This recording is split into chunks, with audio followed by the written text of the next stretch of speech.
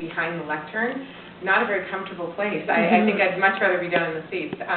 I'm very sorry about stealing your wife for 2 days, but talk to my husband about how long Twilight stole me. He wasn't very happy either. It's really exciting to be back here, to be out touring with a book that I wrote. It's an amazing experience to have the success that you don't ever expect or look for.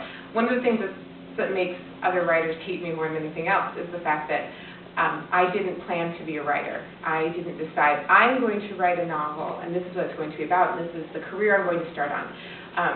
As Professor Coe said, I didn't take any creative writing classes because I was afraid to be creative on demand, for one thing. I didn't think I could do that. And the other thing was that I was afraid to have people know what was going on inside of my head, because what if they, thought it was crazy or lame or stupid? It was a real departure for me to let other people see the stories that I tell myself. The way I got started writing Twilight, it's kind of interesting to be here at BYU because I can't tell this story everywhere. People don't always understand it. I started out with a dream that I had. At the time, I wasn't doing any writing. I was a stay-at-home mom. I had my 3 boys. I had no plans for a career change, and I do still have that career. And I woke up from this dream that was just so incredibly vibrant, and I was so interested in the characters, that for the first time since having my son, I went and sat down at the computer and started writing. And it was just so I wouldn't forget, but I kept going. And I really feel like it was a situation where I had a talent that I was not using. I had buried it. And that was my kickstart. I was supposed to be doing something with this talent. And it sounds a little odd to say that you were inspired to write a vampire novel. And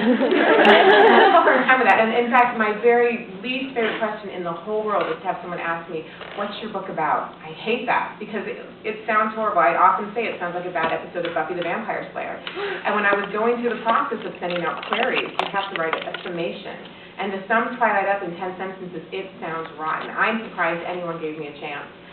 But I was really lucky. Of all I sent, I think, 15 queries out. I got 9 rejections back, 5 no answers, and then 1 person who wanted to see it. It just happened to be the dream agent that asked for it. And then it went all very, very quickly. I have not been a writer for very long. I started writing, I know the exact date, June 2nd of 2003.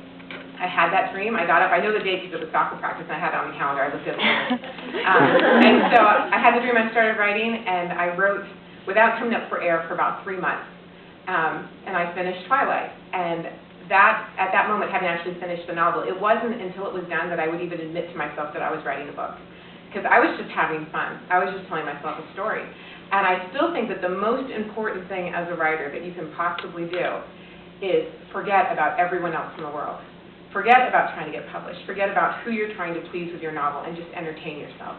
And I think you get the best experience possible from doing that. And the experience of writing Twilight was one of the best in my life. It ranks right up there with having my children and marrying my husband, slightly below, I have to say that.